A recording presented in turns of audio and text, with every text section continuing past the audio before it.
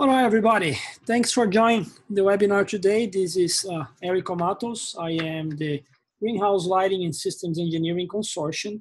So first of all, I'd like to welcome to the first webinar of the GLASE Webinar Series. The GLASE Consortium Webinar Series is a selection of live recorded online presentations that cover a broad range of topics at varying technical levels and scale. The webinars are hosted by me, GLASE Director Erico Mattos, and a guest speaker, an industry or research expert. These webinars feature the latest technological innovations and best practices in the CEA field, providing the audience the opportunity to discover new solutions to connect with field experts. Today's session will be presented by Amelia Gulkis from EnSave. Amelia will talk about funding opportunities for CEA energy efficiency. Amelia has worked on business development, strategic planning, and project management for EnSave since 2004, and has been co-owner and chief operating officer since 2010. She is energized by constant innovation within energy efficiency industry and is proud of EnSave leading the way for agriculture. A recorded version of this webinar will be available at our website over the next few days, and we would love to hear from you. Because this is the first webinar, I apologize. I didn't know that I should have set up the chat box in advance, which I didn't. So my suggestion for this webinar is for you to send me an email with your question if you have one. So if that's the case, please write down my email, which is emsmary796@Cornell, from Cornell University, .edu. So one more time, my email for questions, emsmary796@Cornell.edu. If you have more questions afterwards, please follow up with me. And Amelia, you have my email I just gave you. Amelia contact gonna be at the end of the presentation.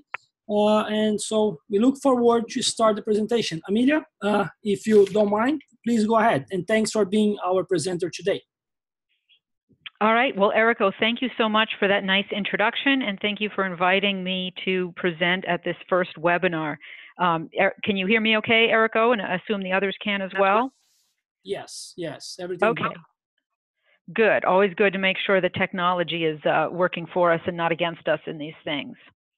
So again, my name is Amelia Gulkis with EnSave, and I'm going to be talking today about funding opportunities for energy efficiency for controlled environment agriculture, both a little bit on the state scale for New York in particular, since GLASE is growing out of a New York initiative, but mainly talking about some national opportunities that are open to all CEA growers, and then also talking about our tool called FEAT that is being used to collect data about controlled environment agriculture energy use, and has some nice potential for being used to really further the GLASE mission and help growers better manage their energy.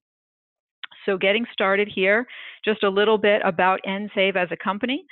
We've been around for 27 years working with agriculture across the United States. Our core focus has always been energy management and greenhouse gas reduction on the farm, really helping farms of all types become more sustainable and more energy efficient. And we do that in a number of ways, working directly one-on-one with farms through things like energy audits and special consulting services for farms. We also partner with entities like state offices and utility companies across the country to administer energy efficiency programs that would promote energy efficiency to the agricultural sector, and walk farms through the process of installing and receiving incentives for energy efficient equipment. And we're very proud to be a GLASE industry member. We've had the pleasure of meeting Erico and his team about a year ago. And since then, we've had some wonderful discussions, as I'm sure many of you on the call have had, just about the engaging work that GLASE is doing and that all industry members are doing. And we're happy to be a part of that. So in looking at energy efficiency for controlled environment agriculture, I just put some very broad categories of the type of opportunities that can be looked at. Certainly lighting is a big deal. You know, certainly the namesake of GLASE, having an originating lighting focus.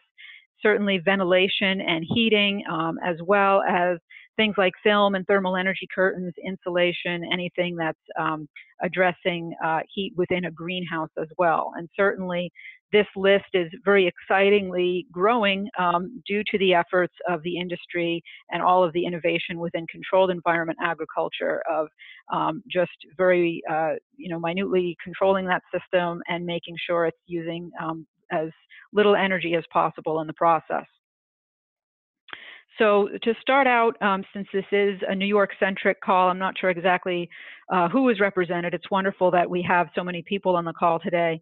But with GLASE growing out of New York, it's important to mention an important opportunity for all growers, all agriculture that's available currently. It's NYSERDA's Agriculture Energy Efficiency Program, NYSERDA being the New York State Energy Research and Development Authority, who is also sponsoring and supporting GLASE. This is a program that's been active for a number of years now, has several hundred participants in it, and it's a pretty good deal because it's always a nice deal when something's free. It's free energy audits for New York agricultural producers, and also offers free technical assistance to access other funding, such as incentives that could be available through your local utility company or perhaps through some other state and federal sources. And it's really focused on using that energy audit as a catalyst to help farms and agriculture as a whole install energy efficiency projects using a variety of funding. And the utilities in New York State offer some support for greenhouse and controlled environment agriculture energy efficiency. And this program can help really connect growers to that funding, because while they might not have something specifically for greenhouses, there's often custom ways or different ways that a grower can participate and get some good funding for a project, particularly on the lighting side. So this is a program that's active right now, and EnSave is working alongside NYSERDA in that program to administer it. And so if anybody who's not already a participant in that and is a New York grower here on the phone, we're very happy to talk with you about that program. So now getting into some of the national programs that are available for anybody who might be on the call. There's two major national programs that offer support for energy efficiency on the farm, one of which is the Environmental Quality Incentives Program, or EQIP. And that's a program through the USDA Natural Resources Conservation Service, or NRCS. And that's an agency of the U.S. Department of Agriculture that is focused on conservation, and kind of their core originating focus has been kind of the land of a farm, you know, soil conservation, erosion control, nutrient management, those types of things. And since 2008, they have been involved in energy, and we have been alongside this agency as they've grown into offering financial assistance for energy on the farm. And so what's nice about this program is that it provides financial assistance both for energy audits as well as for actually installing projects that are recommended through an energy audit. So what would happen is that the energy audit is kind of the catalyst to unlock that additional funding for a project, because the audit is what tells you whether something is cost effective for your operation and gives the details on how much energy can be saved. And generally speaking, the program covers roughly 50 to 75% of the cost of both the energy audit as well as the cost of the various equipment that they incentivize. So they have it on a per unit dollar figure. It's not on a percentage, but that's kind of their general idea to pay for up to 75% of that equipment. And sometimes it can end up being higher depending on what the payment rate is. And as our company is a technical service provider, as it's called, for this program throughout the United States, that means we have gone through a certification process to be approved to offer energy audits through this program that would enable a grower to receive a payment for that audit. So we can work with anybody on that program to help access funding. And here are some examples. These are pulled from New York's payment schedule of different technologies that are available through the EQIP program. And the way it works is that there is a standardized list of technologies. They do vary state by state. For example, a state that maybe is very dairy intensive, they would have a lot of dairy measures, but a state where there's really not much for dairy, correspondingly, they wouldn't have much for dairy. So for controlled environment agriculture or greenhouses, it certainly varies state to state. Some have a more robust offering than others. But nonetheless, this is an example of some of the things that can be funded through EQIP in New York State. So there's another program called the Rural Energy for America program, and that's through USDA Rural Development, which is another agency of USDA. And they've had this program for a number of years, and it's a little bit more flexible than EQIP because it incentivizes things that are shown to be energy efficient, that it's more on a custom basis. So unlike that previous slide where I showed that list of things, this allows you to have more of a custom project or something that might be perhaps more innovative or more specific to your farm, and that can receive funding through this program. And it does provide both grants and loan guarantees, and it's for farms as well as rural businesses. And it's also available for renewable energy projects, and EQIP is not. That is strictly energy efficiency at this point. But REAP, again, is a little more flexible in that it incentivizes renewable energy. And the grants cover up to 25% of the project cost. And the maximum grant for renewables is $500,000 and $250,000 maximum for energy efficiency. So with those types of caps, you can have a pretty large project and still have 25% of it covered through this program. So the REAP has 2 application periods in the fall and the spring. The spring one just wrapped up, I think, in early May this year, and the fall is generally October. The fall is set aside for projects that have a total cost of $80,000 or less. And really, they've kind of altered the program through the years because they've had a lot of the money sucked up by some very large projects that they specifically set aside a chunk of their funding, in this case, about 35% of their overall funding for projects that are less than that $80,000. So certainly on the energy efficiency side, if you had an upgrade, there's certainly a lot of things that would cost less than $80,000.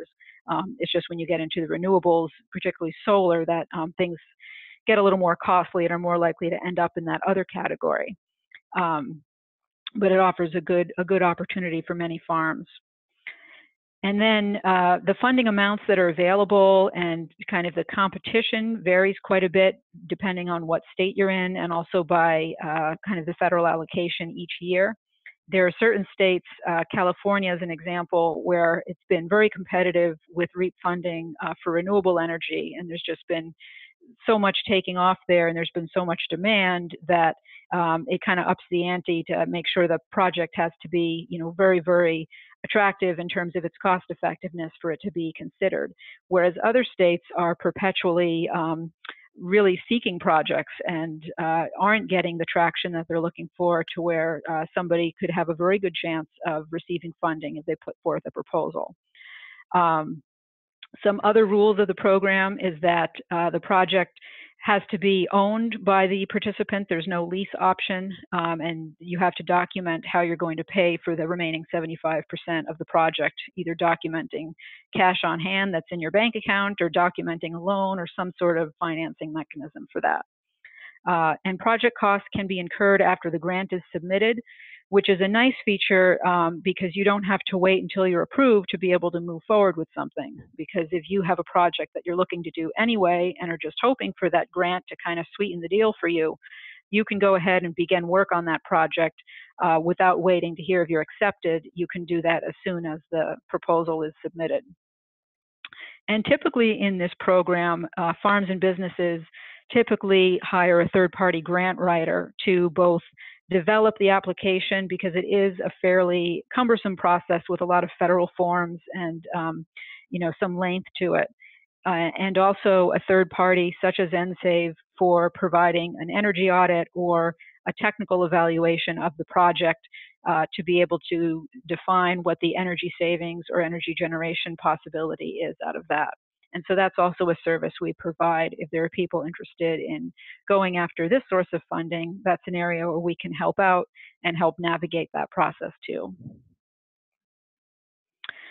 So some things that we can do on a custom basis that might be of interest to some of you on the phone. There are utility incentives throughout the country that might be available on a custom basis, where you would have to have some sort of an engineering study done or have some sort of proof of the technology. And that could well be the case for some of the more innovative technologies that are going into some of the controlled environment agriculture facilities. We can help with evaluating those custom utility incentives and helping to navigate through that process.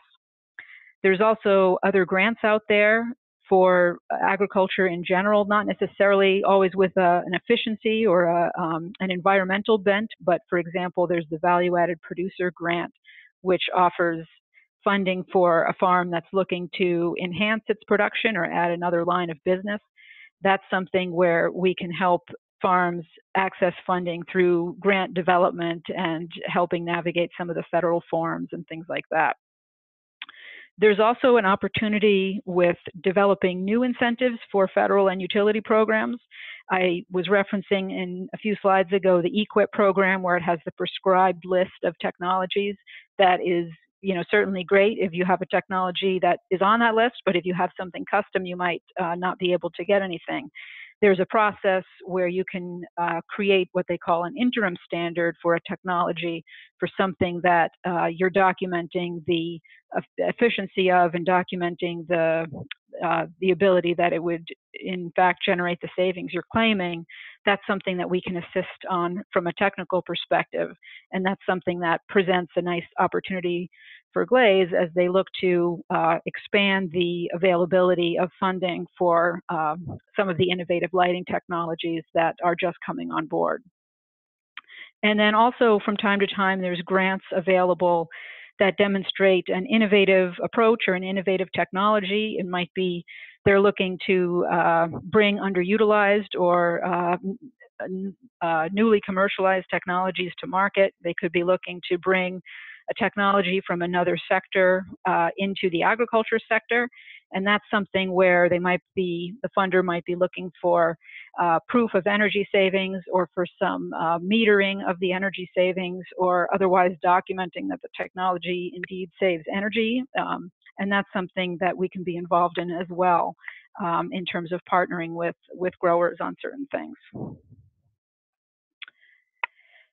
So next up, I'm going to talk a little bit about the FEAT tool, which is something that GLASE has developed to collect information about energy use metrics on the farm, as well as the basic crop metrics. And the idea behind this is to have a portal that growers can use to both input their information and kind of keep that data organized, but also to ultimately collect that data from several facilities so that it can be used to draw some conclusions in general about where energy is used in the controlled environment agriculture sector, and allow some benchmarking to take place to kind of see what is and where is the energy being used, and then what are the most efficient producers doing differently on their operations, and growers can see how they might stack up in terms of their energy use to somebody who is in a very similar situation, same size, same schedule, same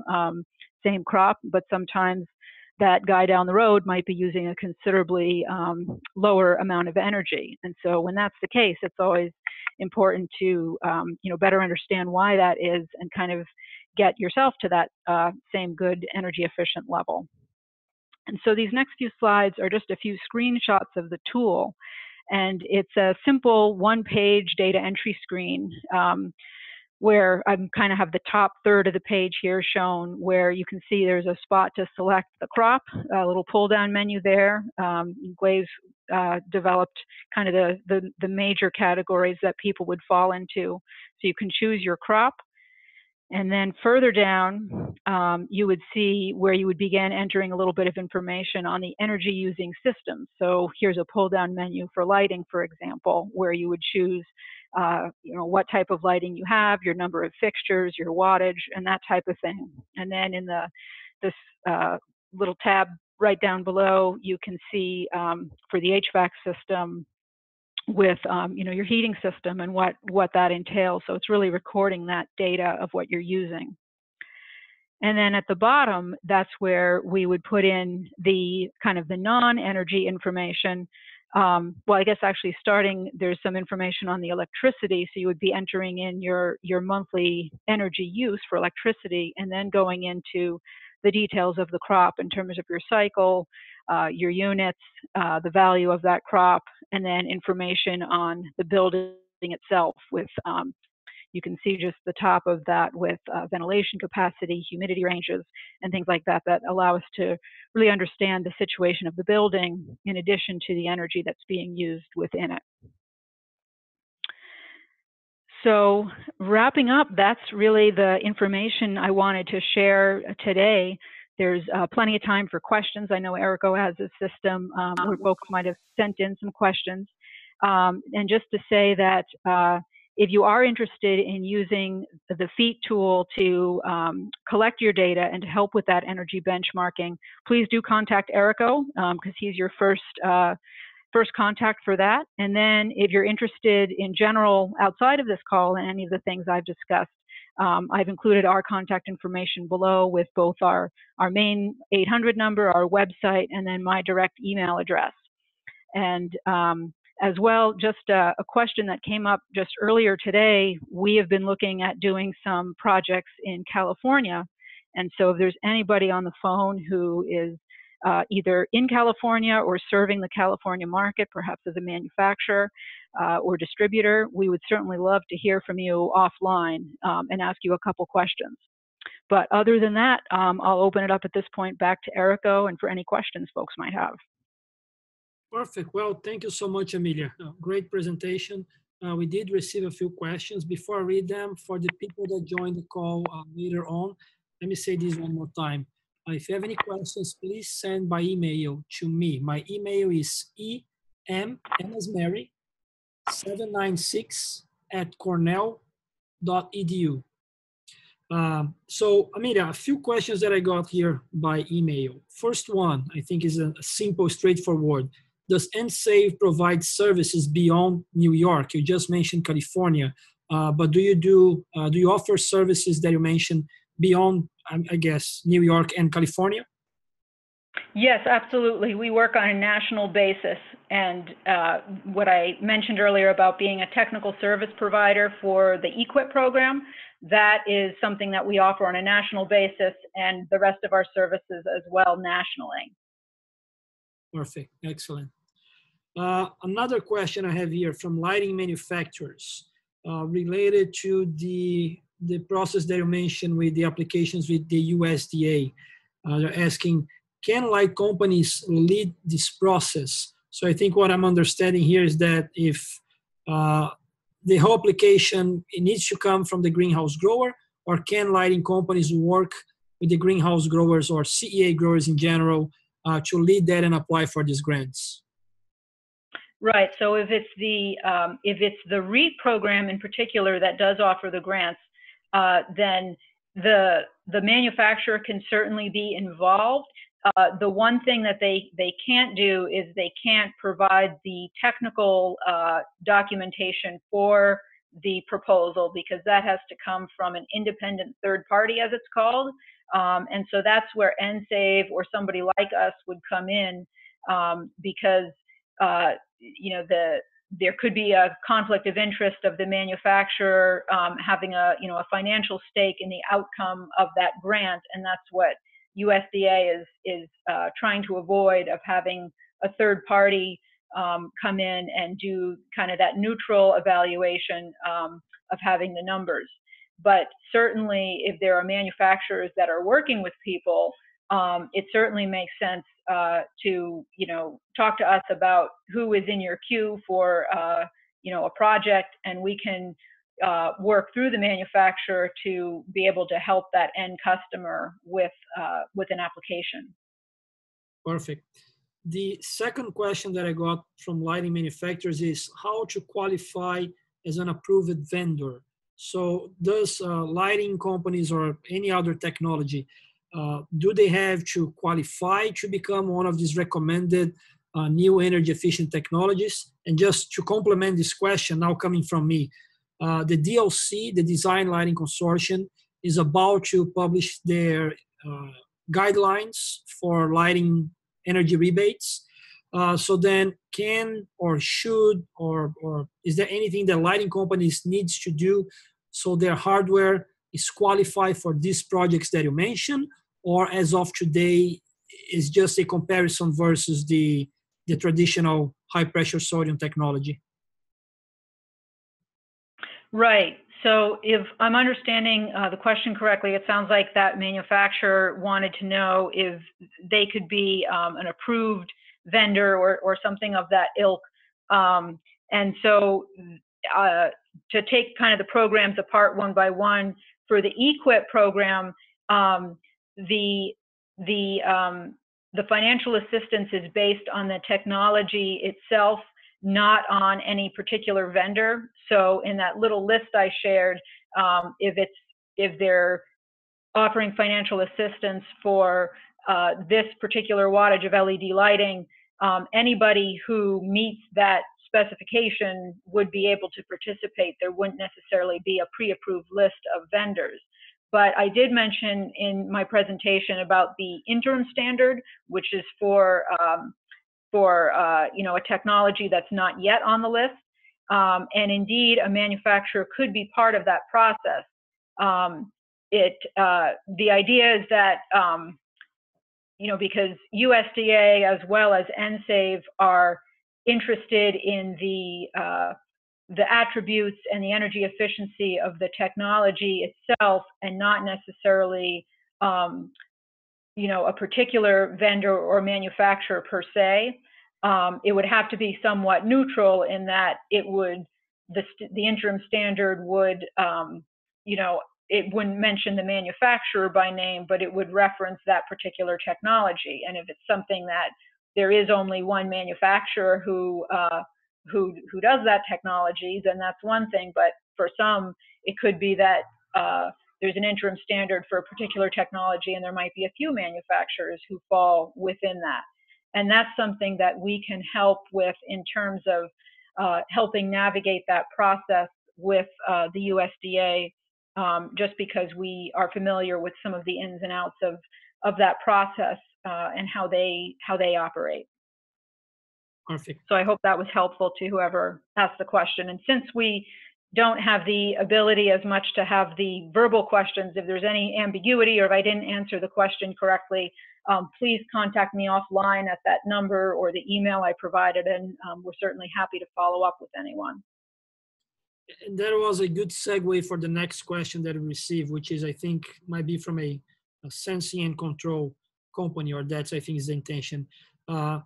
So with the customer system that you mentioned, for technologies that are not, there are new technologies being developed.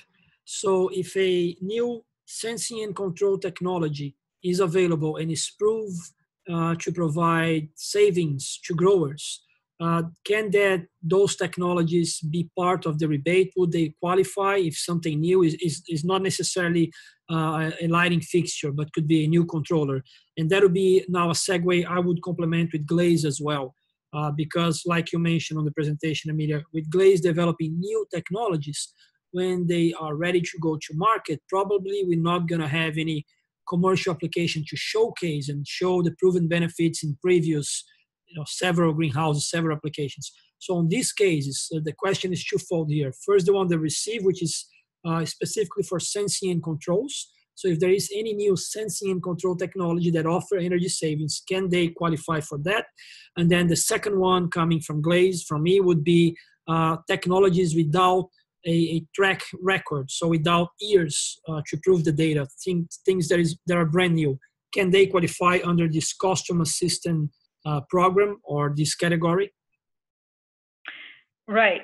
Well, let me take the question, I guess, part by part. In terms of the question about the controllers, and again, it kind of depends which program you're talking about. With EQIP, it is much more of a, that prescribed process where you would have to go through that interim standard process to be able to get that controller approved if it's not already on their list.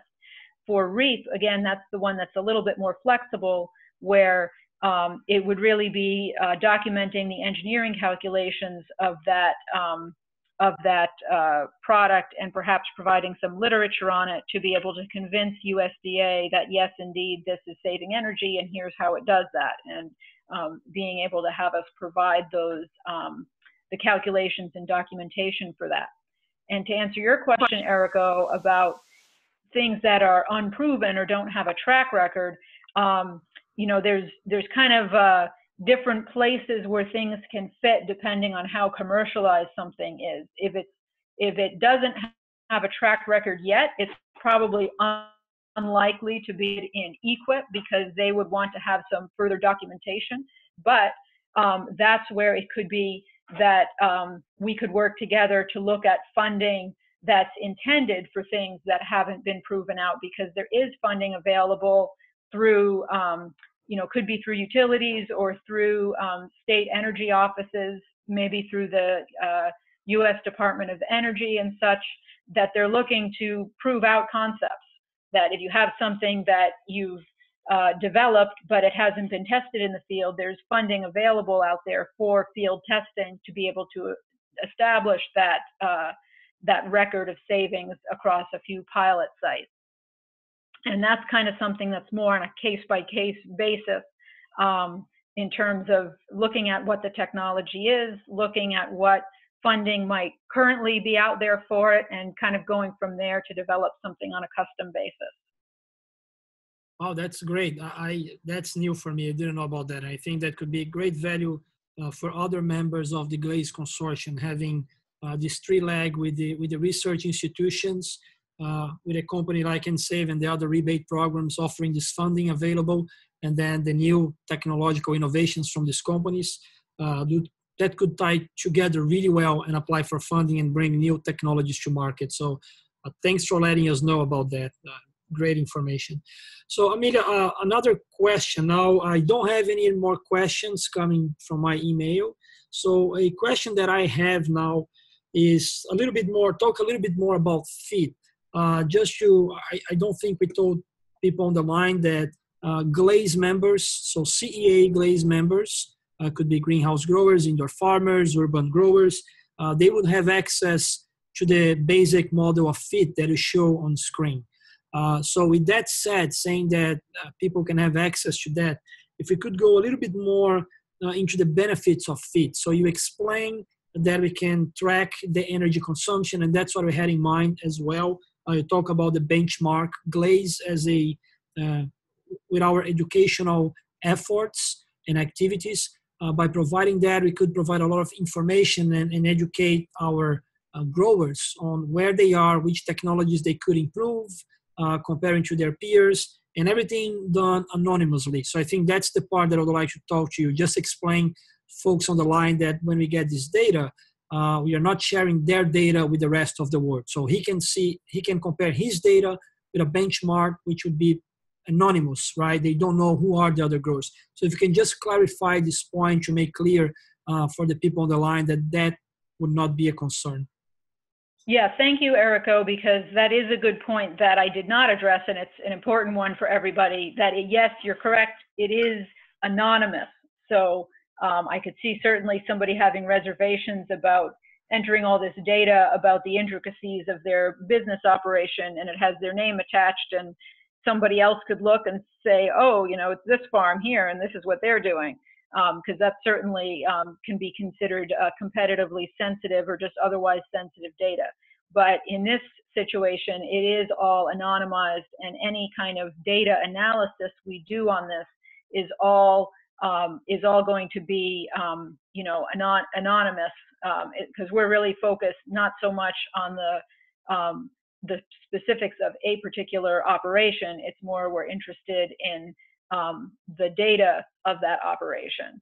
And, you know, we're certainly interested in the operation in terms of how we could work specifically with you, but we're not, and how GLASE can work specifically with you, but we're not interested in sharing your details with anybody else. Great, thanks for clarifying that. Amelia, I think I'm I got the questions read. I made my few questions along the way. If there's anything you would like to mention, everybody, as a closing statement, feel free to do that. Just before you take the word, just let people know on the call here that the next GLASE webinar will be about lighting labels. So the Design Lighting Consortium will announce their recommendations in a few months. And working on this direction, the GLASE Consortium has established a similar partnership we had with EnSave. We established a partnership with Intertech, which is a third-party certified laboratory that can do lighting analysis. And we will be pushing for the use and publication of the lighting label published by AJ both for horticultural applications. So lighting companies that are part of the GLASE Consortium will receive a complimentary free analysis. So it's a whole full analysis on their lighting fixtures if they feel comfortable, if they want. They will receive a complimentary free analysis from Intertech, which is the third-party certified laboratory. So that makes a connection with this webinar where we see about opportunities on energy efficiency. Next one will be how to compare and how to understand the lighting label, how to compare different light fixtures as a grower point of view. So then you have a fair comparison and you can shop around the lights and find which one is better for you. So with that said, Amelia, I don't have more questions. If you have more comments or any closing remarks, anything else you want to talk about you and EnSave, please do so. And from now, already in advance, thanks for the seminar. It was great. Okay, well, thank you, Erico, for the opportunity to talk to everybody today, and thanks to all those on the line for taking some time out of your day to participate. It's great hearing the questions and helping to answer them. It sounds like there's some good interest in exploring some of these things further. And again, with that contact information that's up there on the last slide, or if you are out of the slide for some reason, you can certainly go to our website, EnSave, ENSAVE.com. We'd love to be able to hear from anybody with further questions or further ideas. And we look forward to listening to what Intertech has to say too. That sounds really intriguing as well. So thanks, everybody. Excellent. Thank you so much, Amelia. Thanks, everybody, for joining the webinar. And I look forward to see all of you again in about 1 month during the second webinar. Thanks, everybody, for joining. Have a good day. Thank you. Bye-bye.